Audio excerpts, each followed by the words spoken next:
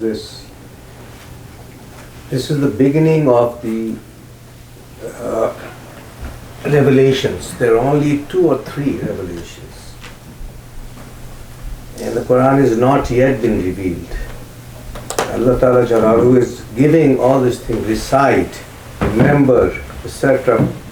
There's nothing much to recite. I mean, I'm just thinking about it. The Sahabas, there's not been too many things, so they are given instruction like for the future. Yes.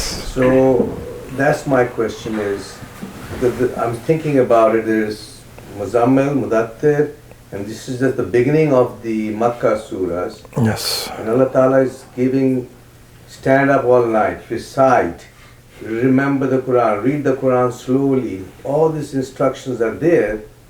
But what is the Sahabas, what are they, Yes. now we know when they come in, it is more relevant to us. But at that time, Yes. what did the surah refer and what Yes. did the Sahabas do? So, did everybody understand the question? That this is at a stage where only a small portion of the Quran had been revealed. Okay? So, he may be asking that the 3 or 4 or 5 Surah Fatiha, so Noon wal Qalam, Muzammil, Muddathir, Iqra, how do you read these for a whole night? That's the question. There isn't much more to read. So one, it tells you how to read. You can repeat what you read multiple times. The Prophet ﷺ sometimes used to repeat the same ayah multiple times for its impact, for its understanding. Okay? And he used to recite it slowly. Okay? For example, Alhamdulillahi Rabbil Alameen. And Alhamdulillahi Rabbil. Now you've got a different, you're thinking. You can repeat the ayahs many, many times. Because how you feel. It's a hal, what's the heart state of your heart. And you're reflecting on them. Okay.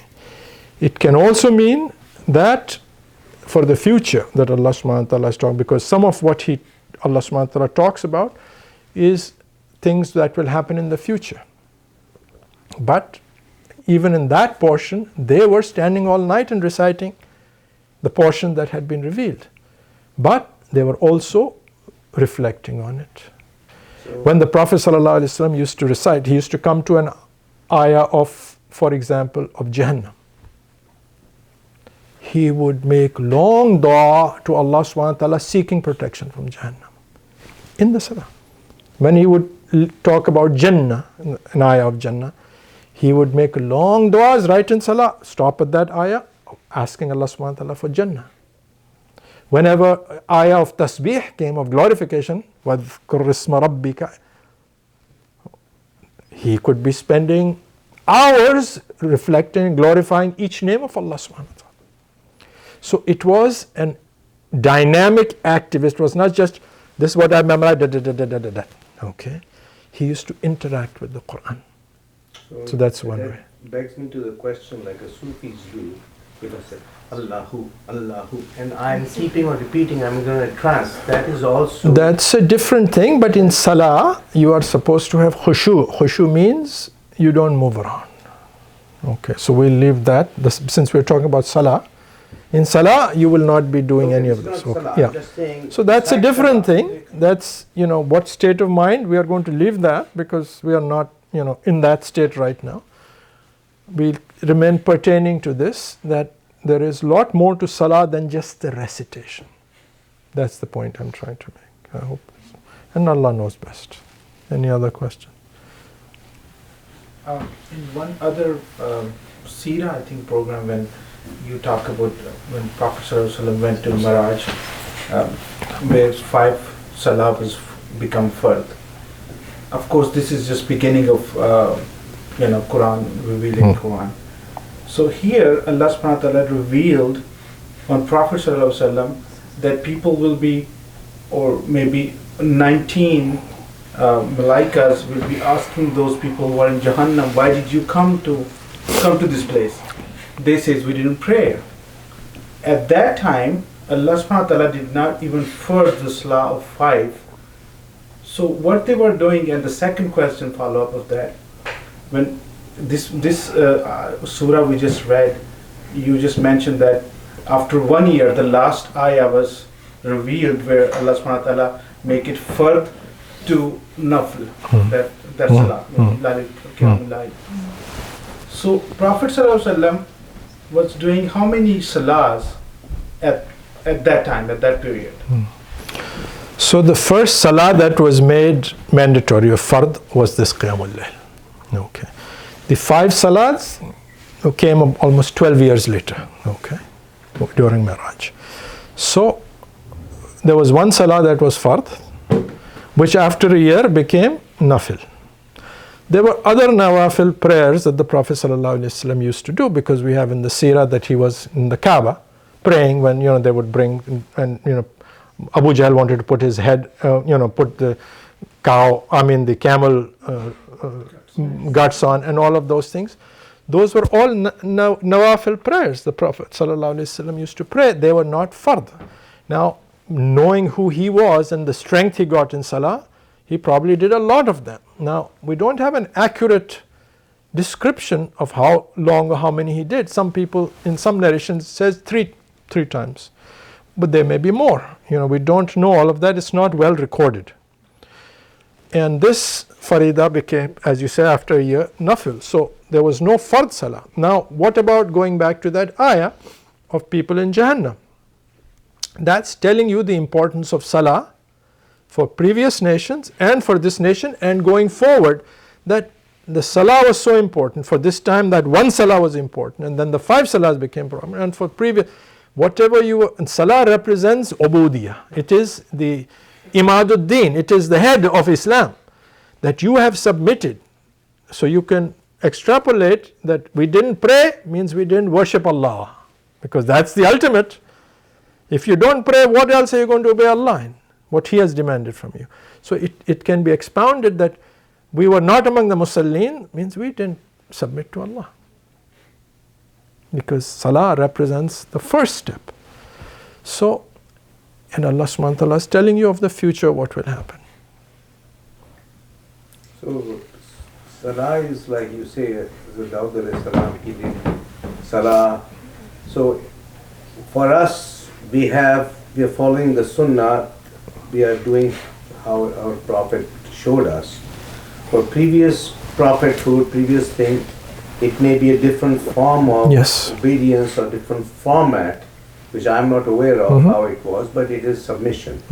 So it could be in a different form of prayer, chanting or going round. So we are not going to sort of conjecture of what it was.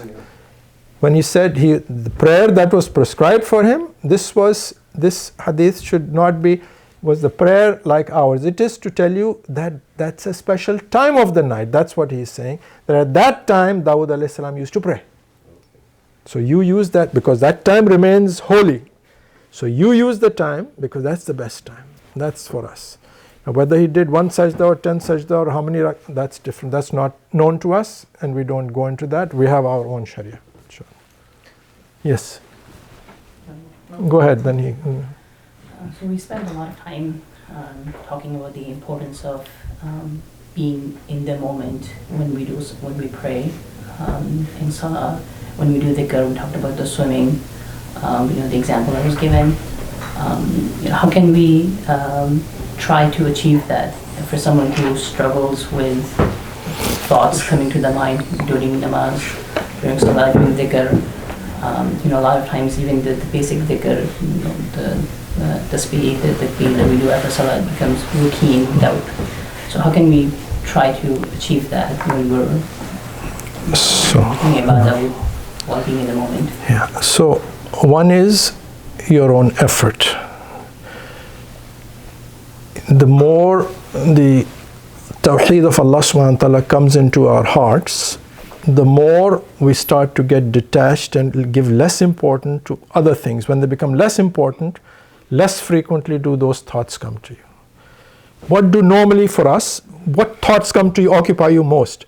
What is immediately on your mind? What is most important in your life? Because our brain processes things according to priorities, right? If I have an exam tomorrow, that becomes priority one. Everything else when you're sitting in an exam for 4 hours or 8 hours sometimes for these board exams, are you thinking of, I have to go to Aruba, or I have to do this, and I have to pay this bill? Why is your focus for 8 hours continuously? Because that's important, right?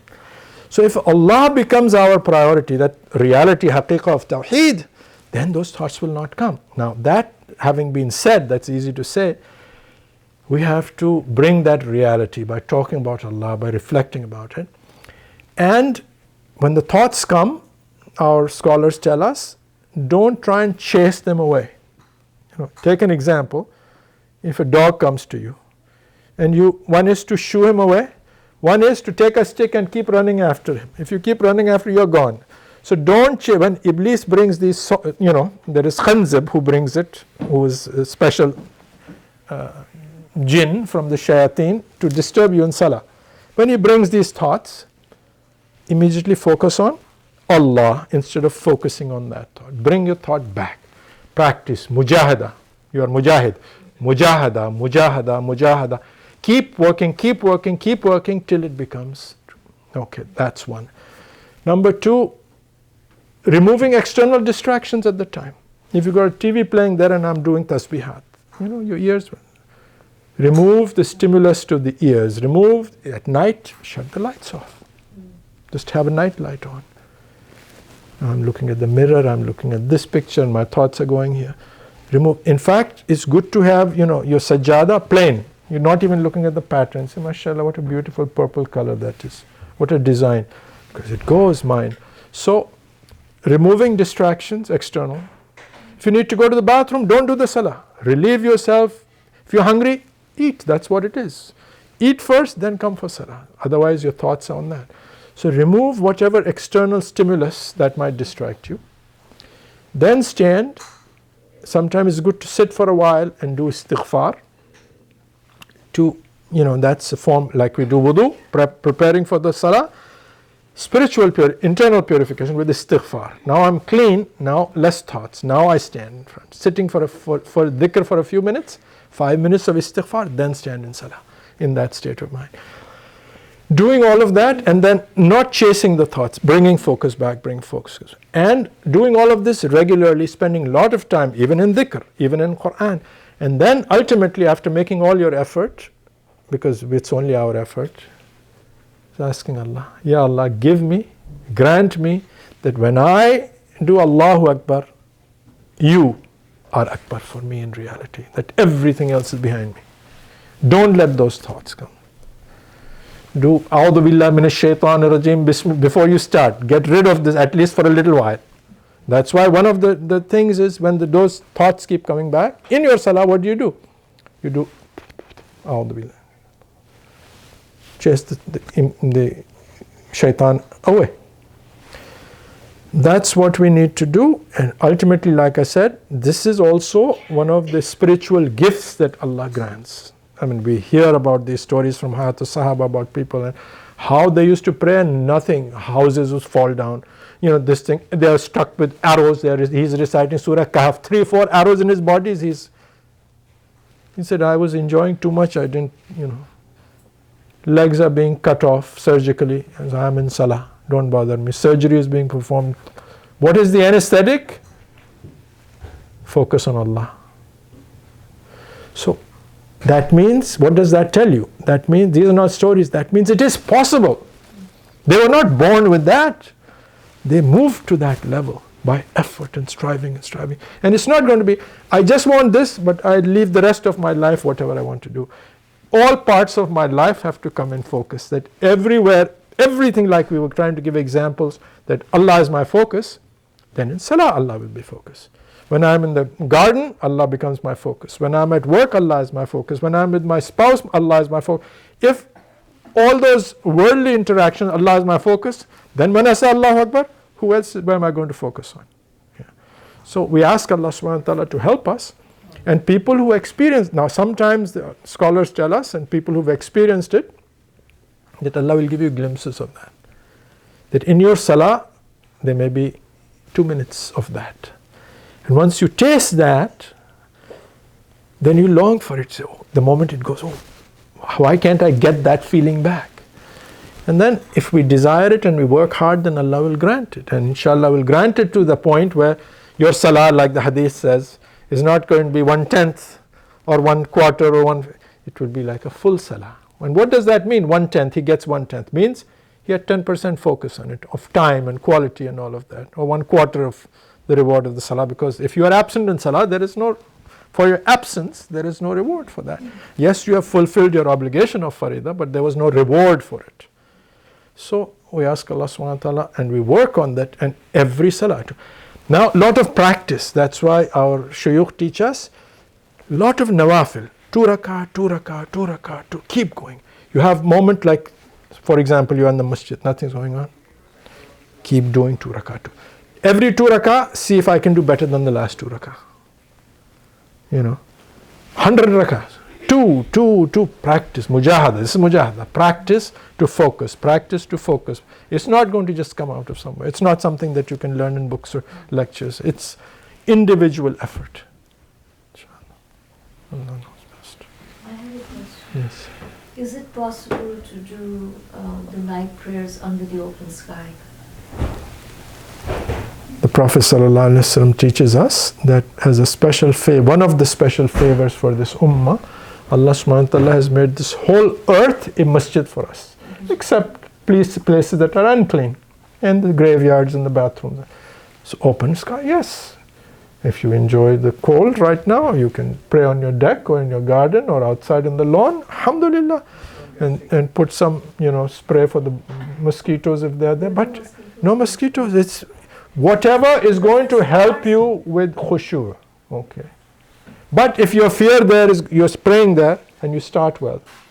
Now you hear a cricket over there and you hear rustling.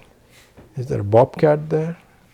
Is there this here? If it's going to disturb you, then you go in a place where you're not. Or Not- on the balcony where it's above? Wherever. You can pray anywhere, whichever place will help you.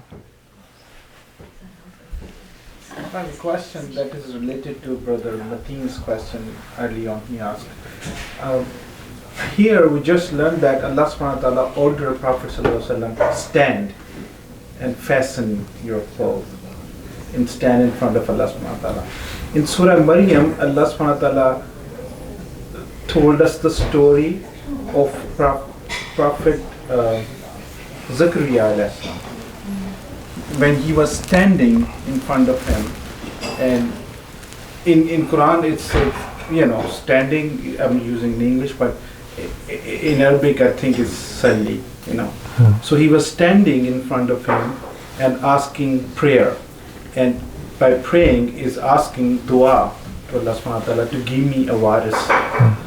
So his question, my question related to his, because even in Hazrat Maryam alayhi salam and all these prophets, Hazrat Ibrahim alayhi salam, all these other prophets that we're following, they've been ordered to ruku and sujood.